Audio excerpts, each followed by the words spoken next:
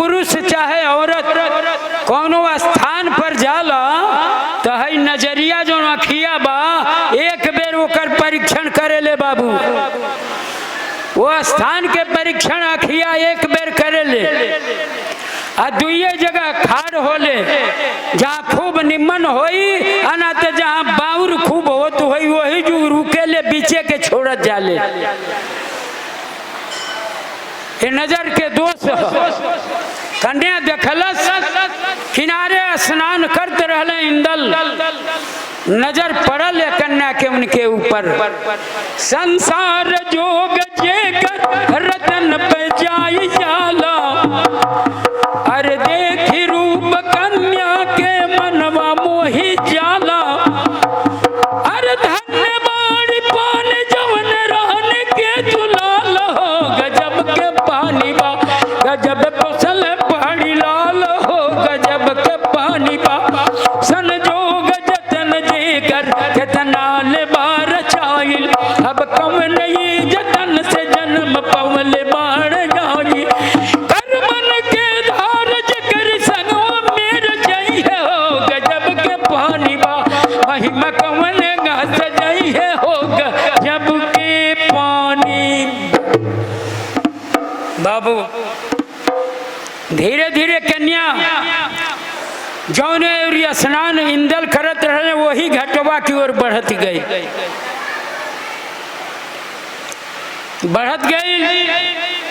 लड़कवा स्नान करे और तन हटत गए। लेकिन कन्या उनसे कुछ दूर फरके गंगा के जाके प्रणाम कह के जल लेके अपनी ऊपर डाल के स्नान करे खातिर सागर में प्रवेश कैलस। जब कन्या ये सागर में प्रवेश कैलस बाबू इंदल अपने क्रिया में रहने खेले जल उछाल के लोके तैरे बुड़की लगावे अपन कला देखलावे बाबू। ये बाबू माड़ी पार श्री अयोध्या यादव जी के तरफ से 50 रुपये का पुरस्कार बा। माँ जगत जननी जगदम्बा दुर्गा रक्षा करें। ये बाबू श्री मोतीलाल शर्मा जी ग्राम निवासी बभनी के तरफ से 50 रुपये का पुरस्कार बा। माँ जगत जननी जगदम्बा दुर्गा रक्षा करें घर द्वार परिवार के साथ। स्नान कन्या करे लेकिन निगाह हरदम वो लड़का पर रहे। इंदल खेले पानी फेंके कूदे तैरे पौरे डुबकी लगावे लेकिन माया के पढ़ाई लड़की पढ़ले रहे बाबू। गुजरात के कन्या जोन रहे माया के पढ़ाई पढ़ले रहे। प्रयोग कैलस जब लड़का के ऊपर एकदम से एकर मन जोन बा लाग गई कि हमार शादी नहीं से होई। कैसे होई कि शिकार हाथे से निकल जाई तो कहा जानी फिर भेटाई कि ना भेटाई। आरे माया से नजरिया बबुआ देखी सब करय बनले बाड़ी। माया से नजरिया अब जी बनले बाड़ी राम। गंगा जी से बालू देखी हाथ में उठवले बाड़ी। अब जलवा लेके है पढ़ले बाड़ी राम। धीरे से पढ़ के बालू दुलरूप फेंक दिहली। जलवा में डूबते ऐ सुगनवा दिहली डार। जल में सुगनवा दुलरुआ के बनौले बाड़ी।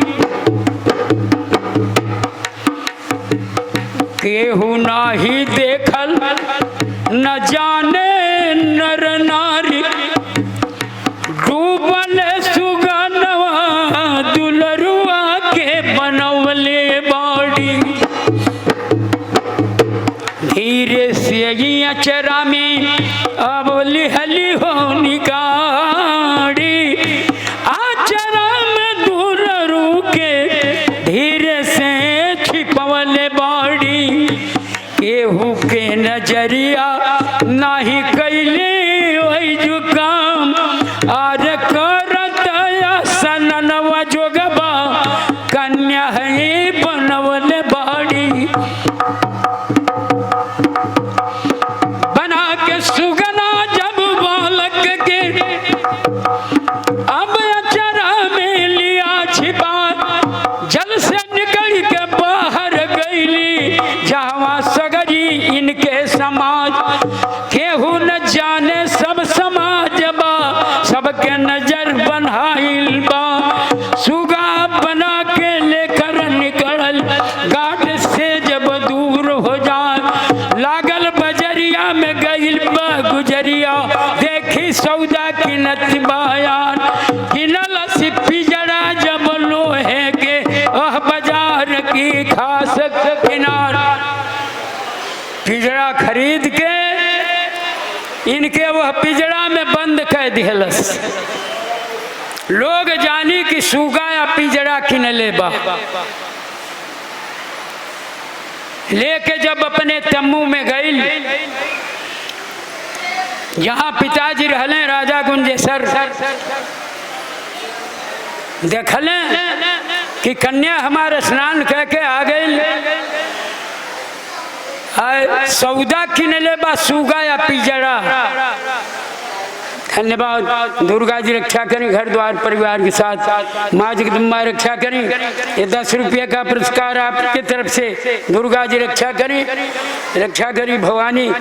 मैं घर द्वार परिवार के साथ ये 10 रुपये का पुरस्कार आपकी तरफ से, माँ जगत जननी जगदम्बा दुर्गा रक्षा करें। पिजड़ा अजब सूगा राजा गुंजेसर देखल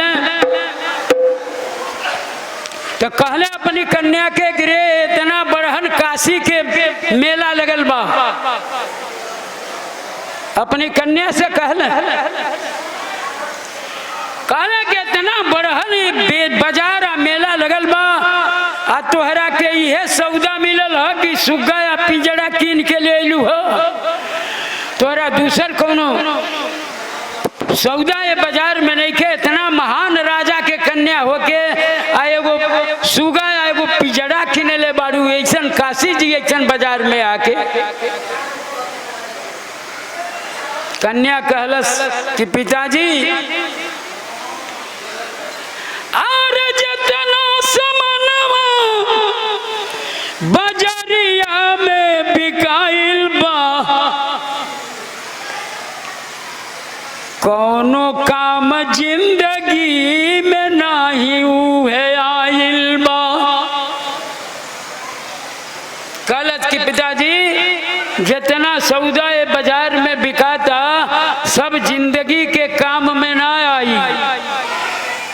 अरे किन बेजो गहनवा पुरान हो जाई, एक दिन सोनरा के दुकान पर बिकाई बाबू। साड़ी जो कीनब कल पुरान हो जाई, धोबी की पाटहा पर एक दिन वो पिटाई। आर करबी भोजनिया मलमूत्र बनी जाई, आज जीवन के न बेड़ा ऐसे पार होके पाई। हमार पिताजी किनली सुगना जौरी पिजड़ा। अरे महान पिताजी एक दिन हम पढ़ाई, ए महान पिताजी सुगवा राम राम रटाई। अरे सुगा पढ़ावत गणिका तर गए सजन कसाई। अब सुगवे पढ़ावत हम तर जइबे, जिभिया कहे के जब चली आई। राम राम जब जिभिया रटी है, जीवन सफल आज बन जाए। यही से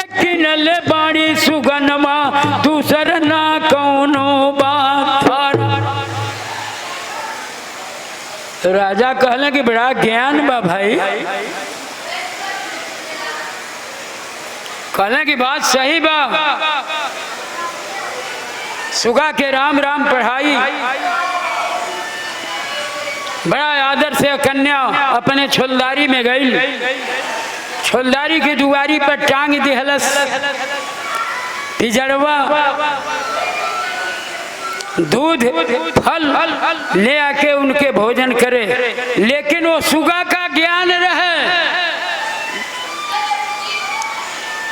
सुगा का ज्ञान रहे कि हम मनुष्य हैं आ पंछी बनावल बानी। ज्ञान होकर लोप ना रहे बाबू, वो बालक के ज्ञान लोप ना रहे। पिजड़वा में रोवे, पिजड़वा में लड़कवा रोवे। और कौन मुँह लेके जय है चाचा जी हमार, कौन ये जब बवा हमारी पिताजी से दी है बाबू।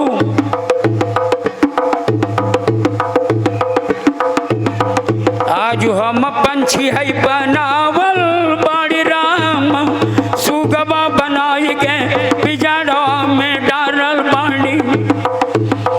अब दुनिया कहे बिगड़िए जय है ताज, सब नर नारी हमारी घरवा के रोई बाबू। आज जुल्म ये कैलू तिरिया तू महान, जतिया के पंछी आजू हमके बनौल बाड़ू। जो गवा जता नवा के डूबिए गैल ताज, डूबिए कहानी पानी अंक के निकलिए गैल। अब रज धनिया के छुटिए गैल ताज, अकवन जवाब आजी चाचा जी दी है बबुआ।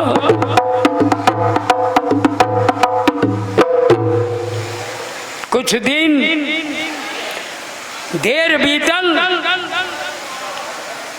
रुदल कहले डेबा से कि हो लड़कवा बहन ले आयल ना, देखबा कौन स्नान करता सागर में। अरे देखे के रतनवा जतनवा से गई, अब जाके देखे डेबा ये बलवान।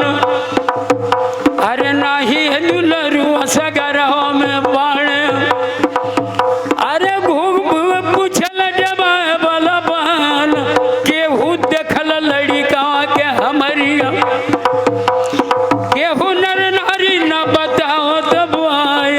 कहवा ललनवा सगरवा में गईलनी, हलचल मचल घाट पर बुआए, जाली महजलिया सगरवा में डरलनी। जब सुनल रुदल बलवान, लड़का गायब भइल सागर में। जेतना मलहवा सगरवा में बोए, जलिया रे लेके सब ढूंढे लागल।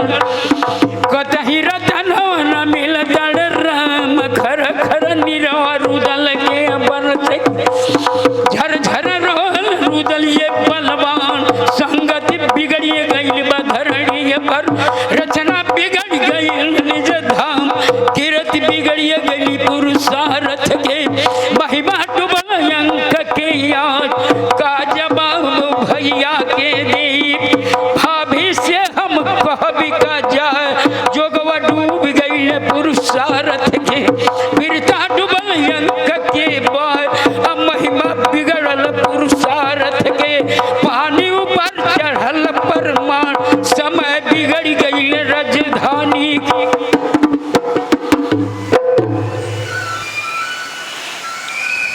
बाबू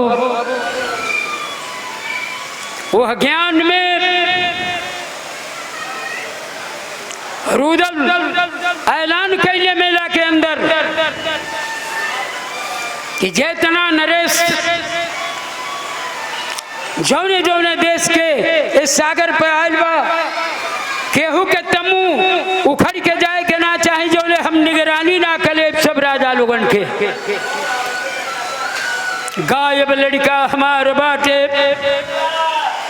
कहवा लड़का छुपले पार की केहू की तमू में बाजा के सूत गई बलवान। जितना राजा रहे घाट पर सब निगरानी करेंगे पार, सबके तम्मू ढूंढे रूदल, सबके देखें लगेंगे पार धार धार। जब कर्म प्रधान जोग जय जतन जोग के बाद सब राजा लोग अपन अपन अपने निगरानी करी शुरू करी। फिर देखिए 50 रुपए का पुरस्कार श्री स्वर्गीय जगदम्बा चतुर्वेदी जी के तरफ से, ग्राम निवासी असना के तरफ से। नारायण रक्षा करें, दुर्गा जी रक्षा करें, घर द्वार परिवार के साथ। तम्मू निगरानी होके लागल बाबू, जितना राजा लोग रहे रूदल की डर से अपन अपन तम्मू अपने निगरानी करे लोग की लड़कवा कहीं आके सूत मत गई होके तम्मू में हमरी। राजा रूदल हमरे के बद्ध कैदी हैं। रूदल ढूंढत ढूंढत जब वो तम्मू पर गईले, जहाँ पिजड़ा में टांगल रहे लड़कवा बाबू, सुगा के भेष बा, शरीर सुगा के बा, लेकिन ज्ञान बा लड़का का कि हम मनुष्य हैं। देखले जब सुगा देखले रूदल के तो रोवे लगले पिजड़ा में, टें टें बोले लगले, आवाज बंद बा। जनले कि चाचा आ गए, अब हमके जरूर ले चले। वाह, जब रूदल निगरानी कह के पिजरा की ओर देख ली, सुगा बोलता आँखी से आंसू गिरता, लेकिन रूदल जब लौट के जाए लगले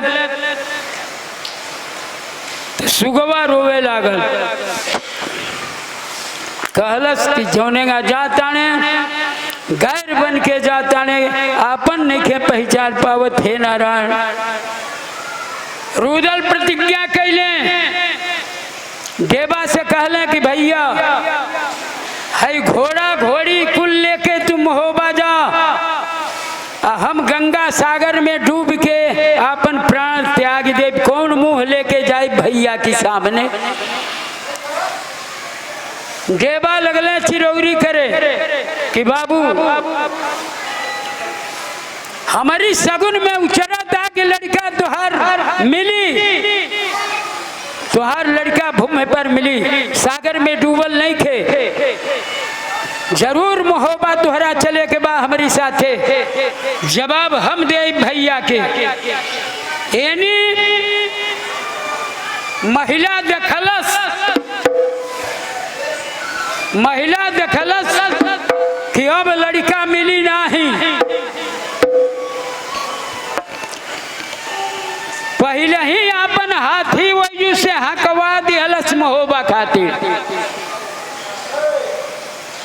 पहले ही हाथी हकवा दिहलस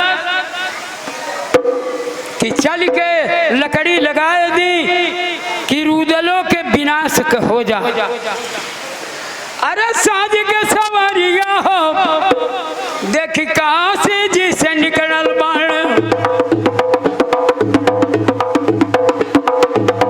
अब देख रहा पकड़ के जला जवान, देखिए महिला मोहब्बत में जाल बाबू। अब सन जो गवा बिगड़िए गईले राम, रचना जगर कबरी धारा धैले बाण। जो गवा जतनवा के टूटी गईले ताज, लेके हाथिया मोहब्बत में जाला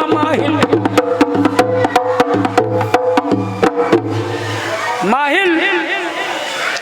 कुछ दिन बीतल पहुंचल महोबा में, सवेरे के बेरा रहे। बंगला से कुछ दूर हाथी जब रहे तो माहिर कहले के विश्वास हमारी आल्हा का परिना। तो अपन दोनों अखिया खोद लिहलस कि आंसू गिरे लागो। दोनों अखिया से आंसू गिरे लागल। बंगला पर माहिर गए, सवेरे के बेरे रहे, आल्हा प्रणाम कैले, कहले कि मामा कहवा रूदल देवा बालो। लड़का के नहीं के पूछा, लेकिन भाई के स्नेह कार्य है। आला कहले कि मामा रुदल कहाँ बाणे, डेबा कहाँ बाणे। माहिल कहले कि तुहरी भाई ऐसा दुष्ट है संसार में, भगवान केहू के भाई मत दे। माहिल कहले कि तुहरी भाई ऐसा दुष्ट भाई संसार में, भगवान केहू के मत दे।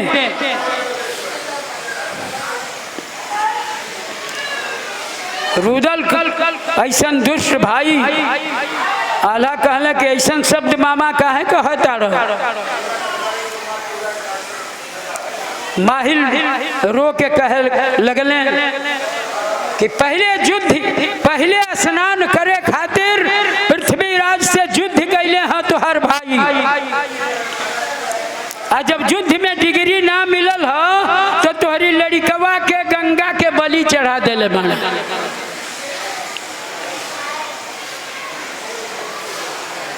आल्हा कहले कि मामा जीभ काट ले तुहार, जो फिर इस शब्द कहलत। रुदल के शरीर खंड खंड हो जाई, लेकिन ऐसा कर्म कबो ना करी हमार भाई। माहिल कहले के विश्वास नहीं खे तो रोवत रुदल डेबा अब्बे आई लोग तोहरा पता चल जाई कि कर्म कौने का भइल बा।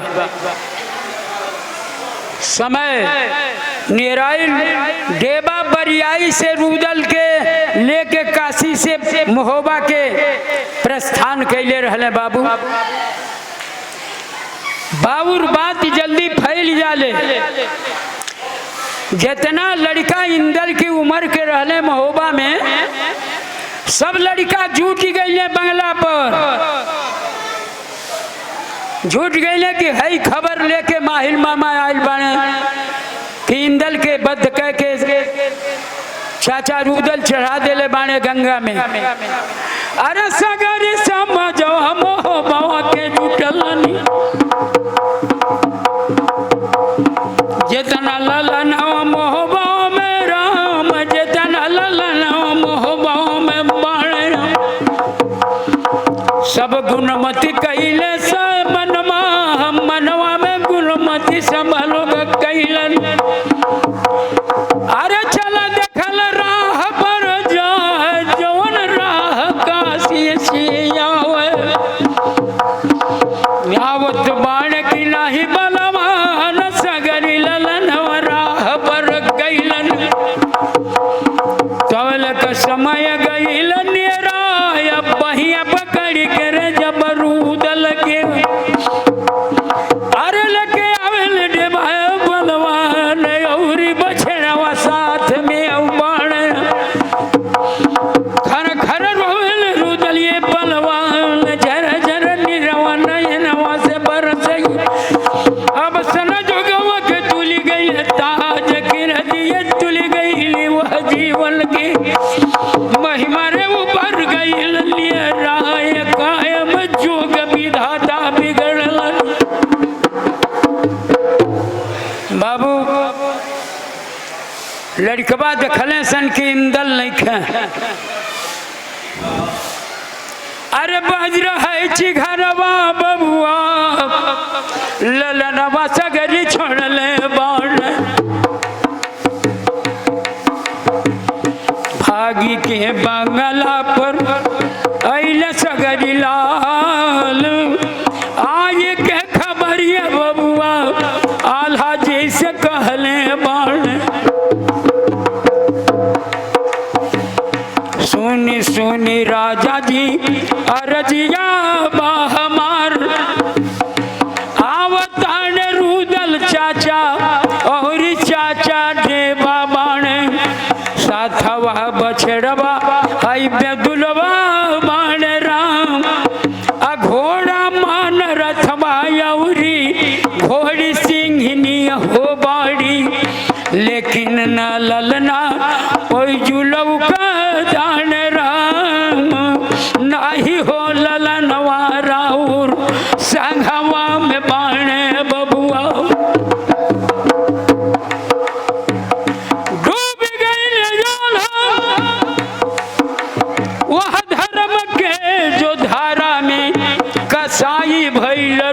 रुदल लूट लिहल सागर तारा के लूट कार के कसाई भैल। थोड़े दिन के गवना बबुआ रुदल के भैल रहल। अब हिन ललनवा उनका नाही रहल राम। दोनों भाई बीच के ललनाई रहले बबुआ। और सन जोगवा के तुल गइल ताज। हाँ रे लखनिया विधाता हो गनौले बड़। आल्हा के मनवा ओई जो डूबी गइल राम। क्रोधवा के धारा बबुआ जगमग डोले लागल। आल्हा का क्रोध चढ़ल। क्यों? दोनों भाई के बीच में बहन एगो लड़का, वह लड़का के ले जाके गंगा के बलि चढ़ा दिला रुदल। चहल क्रोध जब आल्हा के तुरते हुक्म दीन लगवा। बांस कटा के बाता फरा के अब बढ़ई से दीन धरवा। जतना करीब बंगला नियराला। अरे वो तने दर्दिया रे रुदल का हो जाला। जितना बंगला करीबे आवे उतने दर्द रुदल का होखे।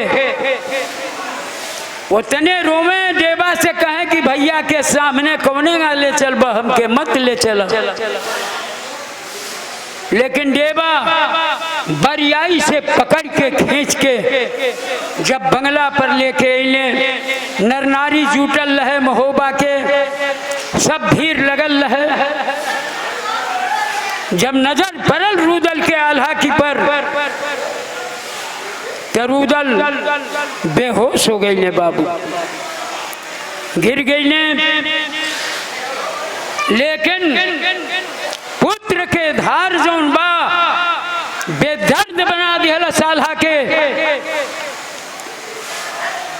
रुदल के मुसुक बांध के, देवा के मुसुक बांध के बाबू वो बत्ता से मारी मारे लगले आल्हा। इतना ले मारी मरले कि दोनों बलवान बेहोश हो गए ने बाबू।